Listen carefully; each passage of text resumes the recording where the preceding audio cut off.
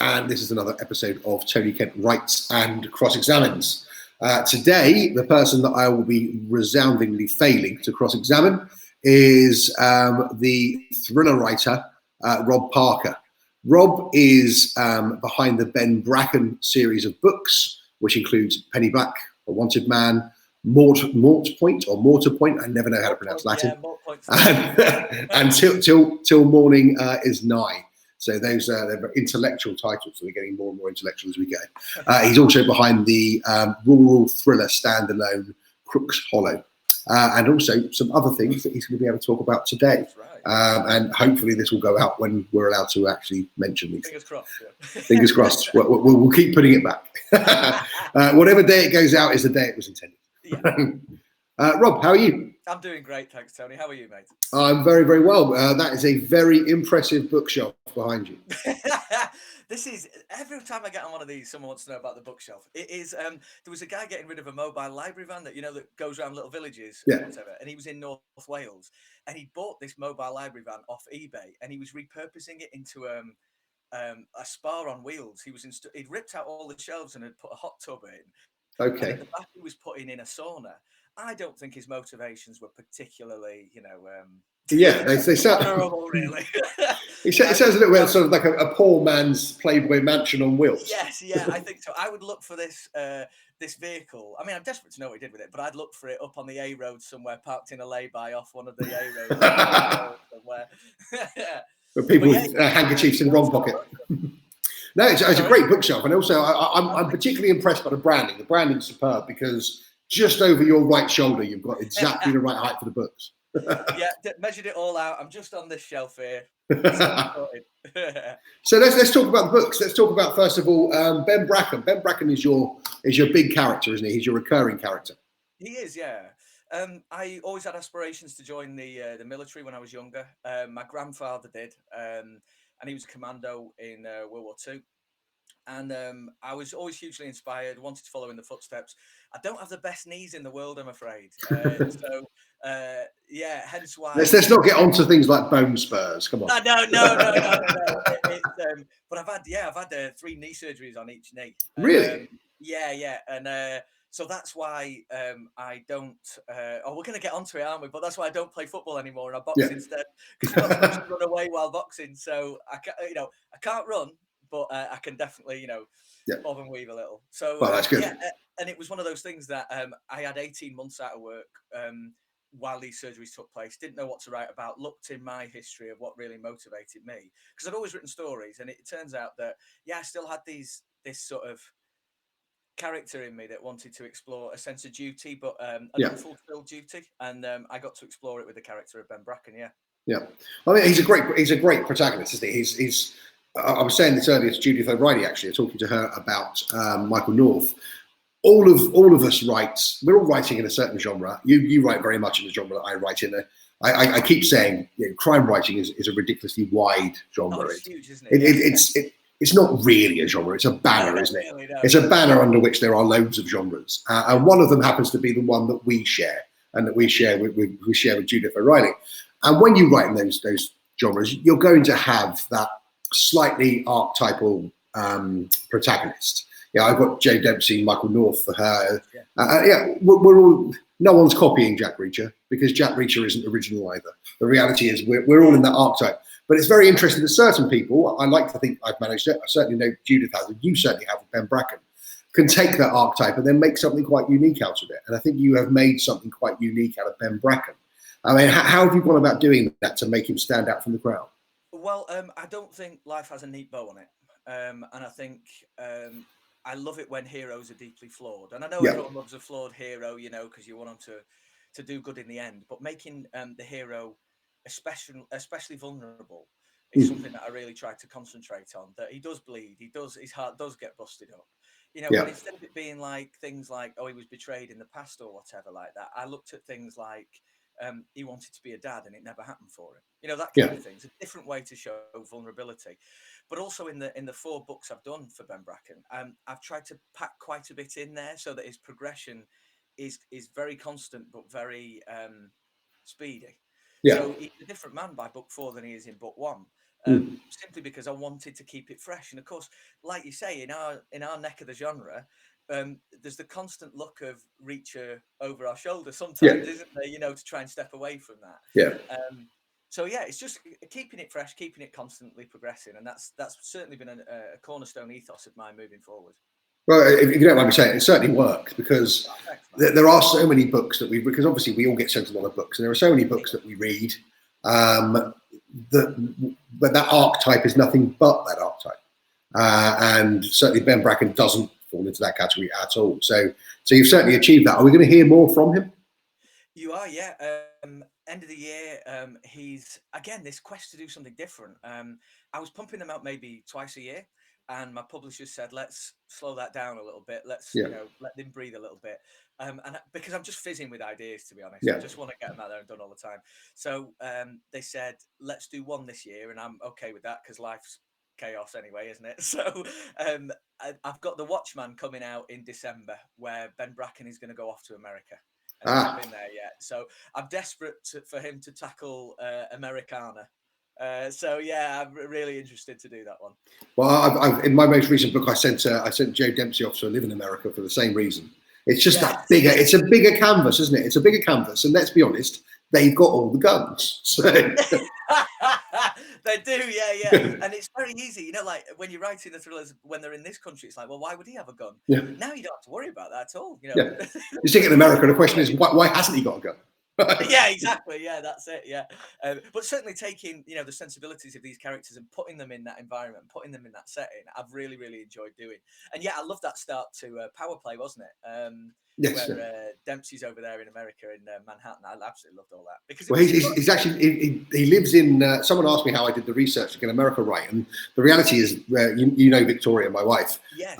When we first got together, she was living in New York, and she's actually living in the flat that Dempsey now lives in. Oh, no way. So that full description of that flat is actually a completely 100% accurate description of Victoria's flat in New York. But the one thing that is missing is she had a golden mannequin.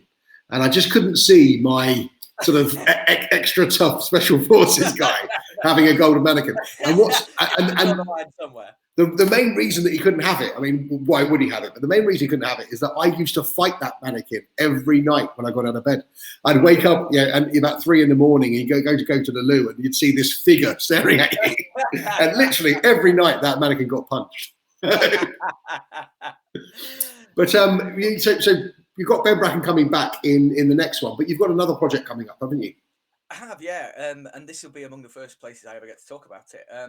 I've just signed. Well, no, I haven't just signed it. As we talked about this briefly, didn't we, Tony? But you do these things months and months in advance. So I signed a deal with Audible Originals last September to start off a crime saga with them, and I pitched it to them last year. Having written the manuscript, or just, you know, sometimes you've got an idea, you just got to get it checked, and you got to get it done. Yeah, whether you've got a contract or not, it needs to go down. Exactly, yeah. And this was entirely just, I've got a new book, a new idea, I want to do it. So I wrote it between 2018 and 19. Got in touch with Audible last summer, and they want me to do a 3-book series based on this. So it's great. I'm so excited about it, and really excited to get to tell this story, because it's quite a northern story, this one. Yeah. It's about places that don't really get represented very much. So I'm really excited to do it, and I want the fact that they're giving me 3 books to play with here as well means I can tell a broad story across a big canvas. So did you go to with the idea that it should be 3 books, or were you just looking to do it in the one? I always had a trilogy in mind, simply because some of my favourite bits of work are trilogies. I love Adrian McKinty's Michael Forsyth trilogy. I just adore that, and that really informed me. Obviously, Don Winslow's Power of the Dog Cartel trilogy really informed me as well. But those guys, they're two serious writers. And that's not me saying, "Hey, I've done something like." No, not at all. No, but I mean, if you're going to aim for something, aim high. I mean, that's the thing.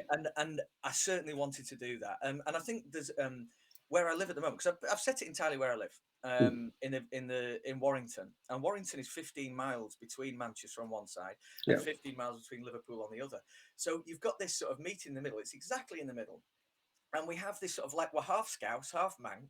Yeah, we don't really know what we are, but that's our identity. So, you know, it's a very strange. So you've got, you know, 1 minute you know, you can drive 10 minutes in any direction from where I live, and everyone sounds different. You know, Yeah. it's that kind of place. I have always found that really fascinating, because I've had trials in, you know, as a criminal barrister, I spend some time out of London, and I've done a few weeks in Manchester. I've done a few weeks in Liverpool on different, and they're so completely different. And then one time I had to travel from one to the other, and it's quicker than getting from East London to West London, and yet it's completely different. It is crazy, and even, I mean, even the histories of the two cities are totally opposed. You know, Yeah. textiles and import export. You know, it's that kind of stuff. It's so different, and their way of life is entirely different. But being so close, so you know, the central conceit to the book is, well, what if a mass grave was uncovered directly between the two, and you didn't know the single identity of any of the people in it, but it was a fledgling police force trying to establish what happened. So is it contemporary, or is it set in the past? It's contemporary. It's set right now. Yeah. Right. Well, that sounds absolutely fascinating. Yeah. It's set right now, ideally. Yeah, it's in the ideal present. Yeah. Yeah. So when you say a fledgling police force, is that a police force in Warrington? Well, yeah, it's because really, jurisdictionally, Warrington doesn't really have. I mean, this might have changed a little bit since I first wrote it, but we've got to have a bit of creative license, haven't we? Really? Of course, yeah. But at the time, there was no. We were a little bit of Merseyside police, a little bit of Cheshire police, a little bit of Lancashire police, and a bit of Greater Manchester police. And I kept thinking, like, how do you get anything done? You know, like ringing people up, like, is this your patch or my patch? I've got no idea. So, well, also because, I mean, sorry to come across you, but I know from my job that police forces are very disconnected from one another in a way that most people don't realise. So that, I mean, that really is a real problem. Yeah, and certainly if you have one of the biggest crimes in the country to take place in the middle of all that, I thought, you know, I mean, again, it's about how you set something up that is just going to naturally develop drama, and intrigue, and you know, that was, I mean, it was. I've got to be honest, I had so much fun writing it, and I'm just putting the pen to paper on the second one now. So yeah. Well, I love the use of the word saga. You very rarely hear the word saga used in relation to crime. But you don't actually get, you know, it's so rare to get that chance to be able to say that it'll be a saga, because they've already said that it has. I mean, even if, you know, whatever happens, they have to put 3 of these out now. Yeah. So we could, you know, we could really mess this up, but they've got to do the other 2. So I'm delighted by that, and it gives me the chance to think bigger. I'm conscious of the time. So what I want to ask you before we run out of time is this: you said it's Audible. What does that mean? Yeah, it's going to come out on so Audible originals. It's going to be an Audible original for a year, and then it'll be in print and ebook with my my long-standing publishers, Loom Books, in July 2021. So we'll be able to hear it before we can read it. You will hear it first. I think they're casting the narrator at the moment. I can't really say too much about that, but no worries. I'm very excited about everything. But will it be one narrator, or will it be a narrator with a cast for the voices? This is one narrator, and then we'll see where we go from there. As quick as I can be. There you go. I know when I'm treading on areas that might fall apart if we tread too tough.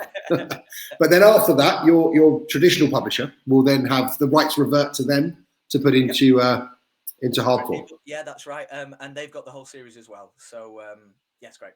Can you tell us what it's called? It's called Far From the Tree, the first one. Far From the Tree. Yep. And what's the saga called? The saga. I don't think we've nailed it down, but I think the 30 Miles trilogy has a good name to it. It's that distance between Manchester and Liverpool. So incredible.